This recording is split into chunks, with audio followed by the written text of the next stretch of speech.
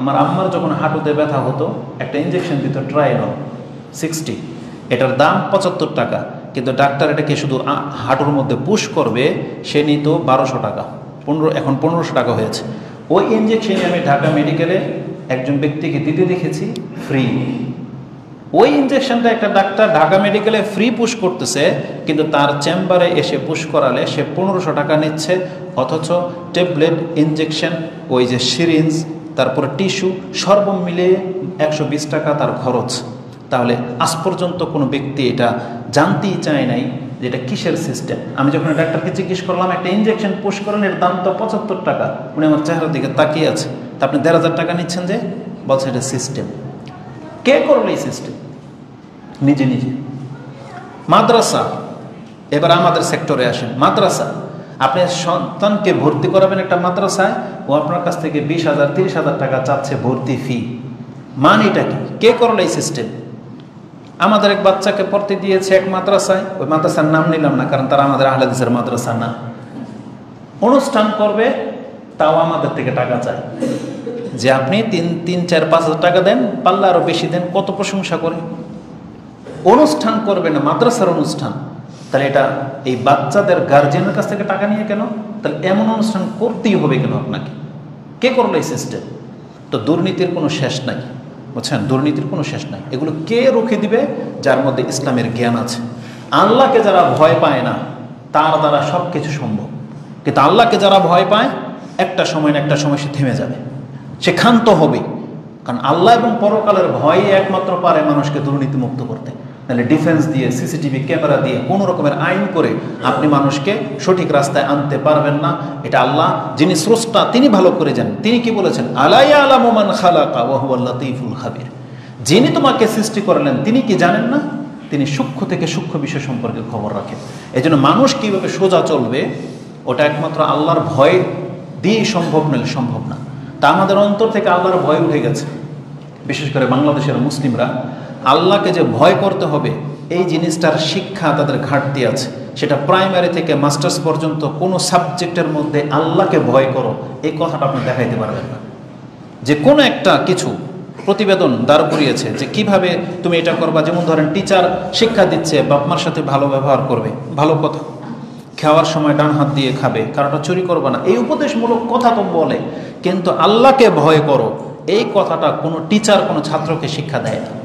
তো যার মধ্যে এইটাই ঢুকে নাই যে আল্লাহ বলে একজন আছেন যাকে ভয় করতে হবে, তখন এই জাতির দ্বারা সব কিছু সম্ভব। কিন্তু আপনি কোরআন পড়েন, হাদিস পড়েন, পাতায় পাতায় আপনি পাবেন আল্লাহকে ভয় করো। রাসূল সাল্লাল্লাহু আলাইহি ওয়াসাল্লাম কথা শুরুই করতেন এটা দিয়ে। খুতবায়, আজকে যে খুতবা শুরু করলাম, কি আছে? রাসূল সাল্লাল্লাহু আলাইহি ওয়াসাল্লাম প্রথম আয়াতে পড়তেন, ইয়া আইয়ুহাল্লাযীনা আমানুত্তাকুল্লাহা হাক্কা তুকাতিহ, তোমরা আল্লাহকে ভয় করো ভয় করার মতো। এটা দিয়ে খুতবা শুরু হতো। তারপরে যখনই কোনো সৈন্যবাহিনীর কাছে সেনাবাহিনী পাঠাতেন, তখন আমিরে জামাত যিনি হতেন বা সৈন্যের সেনাদলের যিনি হতেন প্রধান, তাকে প্রথম উপদেশ দিতেন ইত্তাকিল্লাহ, তুমি কিন্তু আল্লাহকে ভয় করবে। কি মনে করে?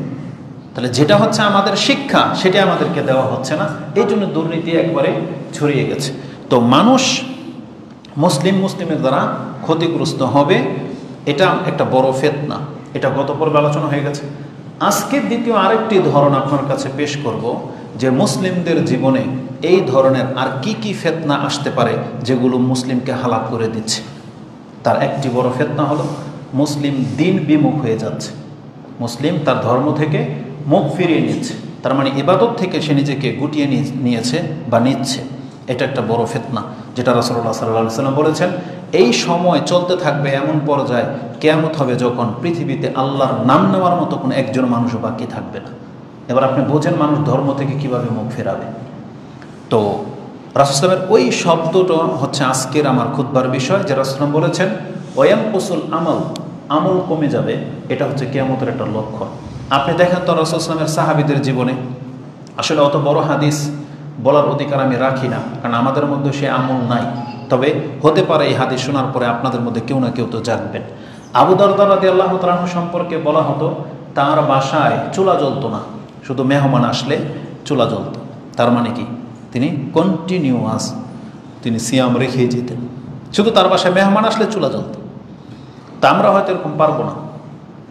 তারপর রাসূল ইসলামের জীবনের সাহাবীদের কত কি আপনার কাছে পেশ করা যাবে, কিন্তু আমরা আসলে এই কত কি আমল ছেড়ে দিয়েছি। নফল ইবাদতের কথা আপনাকে বলতেই আমাদের লজ্জা লাগে, যেখানে আপনি ফরজ ইবাদত ছেড়ে দিয়েছেন। নফল ইবাদত কাকে শিক্ষা দেওয়া হয়? যারা ফরজ আছে।